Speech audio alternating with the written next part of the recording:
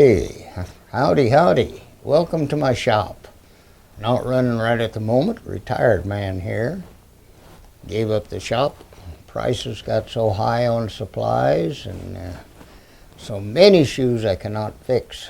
The new running shoes are supposed to be good. However, you wear them for a while. First thing you know, your foot goes like that and you can't get back in a nice dress shoe. It was a dandy trade for me. And like I say, it's just about gone. So many shops have gone out. So many wholesale houses have gone out. But you got to have all the machines for you can do your first job. You try to do things by hand and you just can't do it as good as a machine can. Got two big sewing machines here. This one will sew from the inside of a shoe. Don't use that as much. This one sews soles on. Makes a heck of a racket when it runs. But if you had to do that by hand, it would be a real chore. But you gotta remember, your first 5 lessons are to keep your fingers out of the machines. I have been hit by them all. At times, these machines, for instance, I've been hit by that. It drives a nail. There's 4 different sizes here. A little bitty one for ladies, little bitty heels. A little bit bigger, and then a big gun that'll really put things together. But it puts a nail in and clinches over both sides. Got one through my finger one time and it was still dead. Pulled the nail out and then they heard me all over town.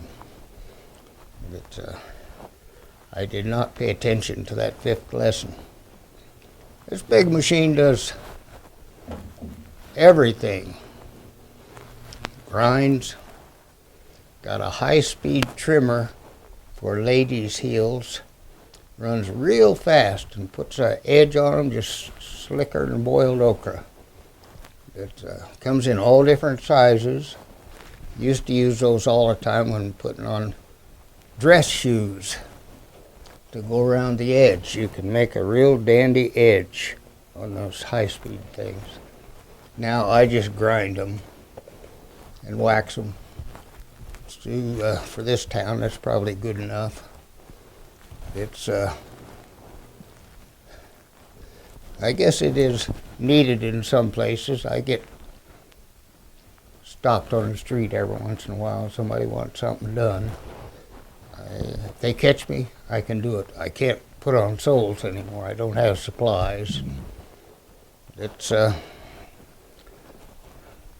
standing job. You stand all day, wait for something to happen.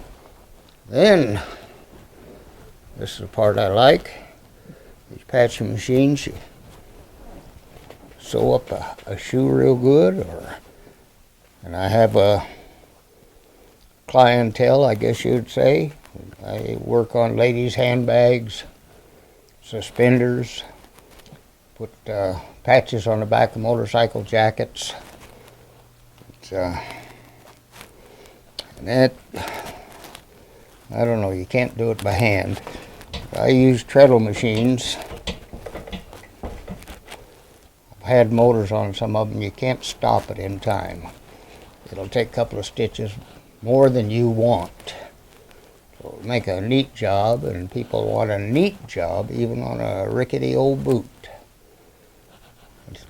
Started out in Oregon, where we had lots of water, lots of loggers. Spend an awful lot of time working on logging boots. And wet things are hard to work on. I kind of enjoy coming to Hawthorne. However, we don't dress in this town at all. No little ladies' heels or fine old Oxfords to work on. Very seldom does somebody have something done. The big towns are better for that, but they are going out of business too. There's the reason for my machines. The way we used to do it, they used to do it. Sitting down and do everything absolutely by hand. And like I always say, this is the most important machine in the shop. If you can run that thing, you got it made. No, no special tricks. It just takes time to learn it. I learned it in Palmdale, California, working for a fella. I worked 6 months for nothing, closed up a gas station at night. Then at that time he hired me.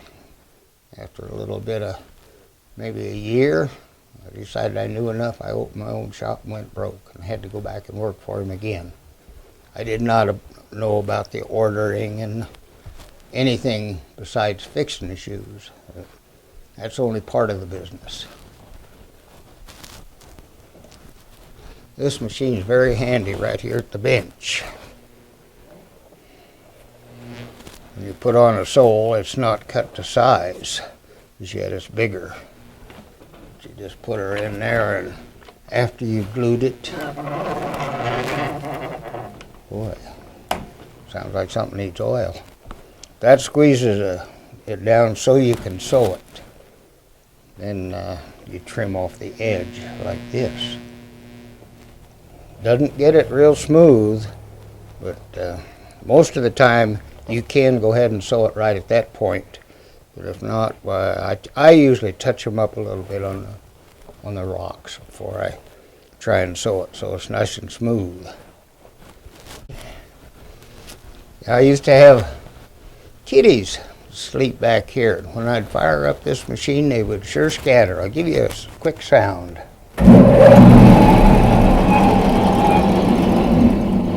It starts a blower as well as the rocks.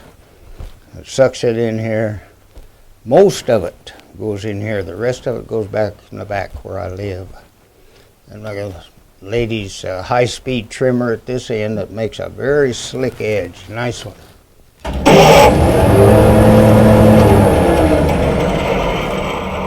And everything's noisy. Either you don't pay attention to the guy or you answer the question wrong. Guys, that's just about the size of the shop. The rest of it is actual labor and hurt fingers. Yes, sir. I have worked in some big towns. Fallon was where I got a real good going. That was just before I came here to Hawthorne, right on the main drag, right by the only signal in town. Works out good. Business was just right. But in Fallon, when it's too fast, you work after supper, you work weekends.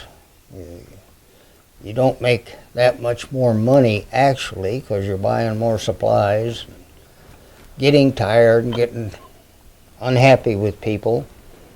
Came awful close several times getting snappy with somebody, and that's not good for a businessman.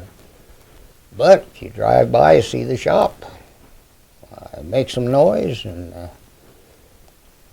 by gosh, might even take me out for a cup of coffee. Retired now and really enjoy retirement. Have no plans to reopen. I just like to be around the machines and try to keep them clean at times.